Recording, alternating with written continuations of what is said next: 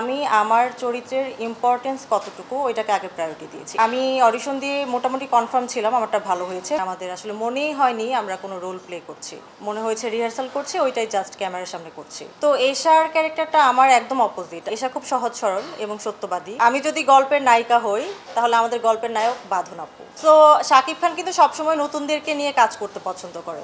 আমি আশাবাদী উনি অবশ্যই আমাদেরকে অ্যাপ্রিসিয়েট করবে। সানি ভাই তখন ফোন করে বলেছিল যে আমাদের একটা ফিল্ম হবে এশা মার্ডার, সো এর নাম ভূমিকার জন্য তুমি কি অডিশন দিবা? তো আমি বলেছি ওয়াই নট। এরপরেই হচ্ছে উনি আসলে অডিশন দিতে বলে, অডিশন দেই। দেন প্রায় 1 মাস পর আমাকে জানানো হয় ইউ আর সিলেক্টেড। সো এইভাবেই আসলে যুক্ত হওয়া। প্রথমে আমি আসলে অডিশন কিন্তু এমনি এমনি দিতে যাইনি। আমি প্রথমে আসলে স্ক্রিপ্ট শুনেছি এবং আমি আমার চরিত্রের ইম্পর্টেন্স কতটুকু ওইটাকে আগে প্রায়োরিটি দিয়েছি। এরপরে আমি অডিশন দিতে গিয়েছি। সো আমি কিন্তু বুঝে শুনে অডিশন দিতে যাই এবং আমি অডিশন দিয়ে মোটামুটি কনফার্ম ছিলাম আমারটা ভালো হয়েছে। বাকি যদি আর কেউ অনেক ভালো করে তাহলে এটা ডিফারেন্ট থিং। এবং যখন আমি প্রায় 1 মাস পর জানি ভালো করেছে, আমি সিলেক্টেড, তো তখন আসলে চরিত্রতে ঢোকার জন্য সানি ভাইয়া আমাদের ডিরেক্টর আমাদেরকে অনেক হেল্প করেছে। উনি অলমোস্ট 3 মান্থস আমাদেরকে উনি একদম হাতে কলমে একদম অ্যাক্টিংয়ে প্রচুর হেল্প করেছে, যার জন্য আসলে ক্যামেরার সামনে আমাদের আসলে মনেই হয়নি আমরা কোনো রোল প্লে করছি, মনে হয়েছে রিহার্সাল করছি, ওইটাই জাস্ট ক্যামেরার সামনে করছি।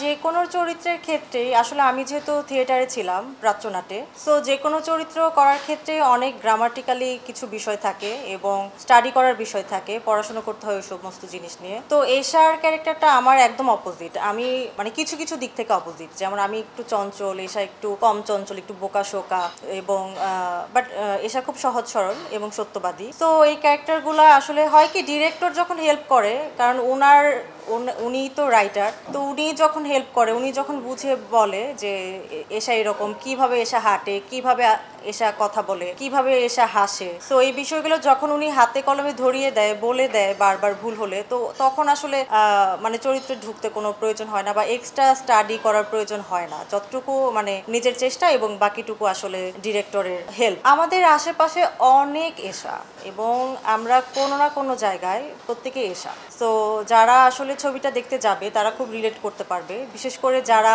ঢাকার বাইরে থেকে ঢাকায় এসে পড়াশোনা করে বা কাজের জন্য আসে, তারা খুব বেশি রিলেট করতে পারবে। তো সবাই আসলে এশাকে ফিল করতে পারবে এবং আমি চেষ্টা করেছি আমার দিক থেকে। এবং আমাদের কিন্তু অলমোস্ট 3 মাসের প্রশিক্ষণ ছিল।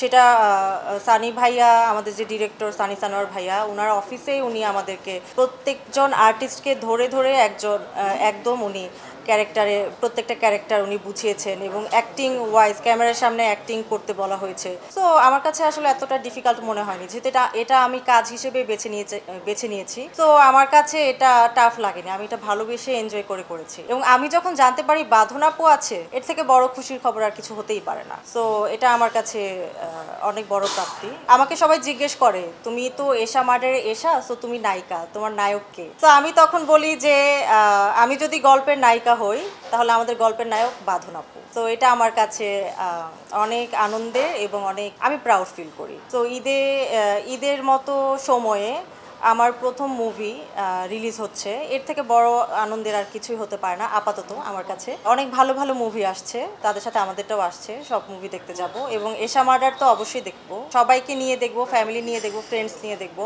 এবং আমি এক্সাইটেড, এত সুন্দর একটা সময়ে আমাদের মুভি এশা মার্ডার রিলিজ হচ্ছে। এই ঈদে শাকিব খানের ছবিও রিলিজ হচ্ছে।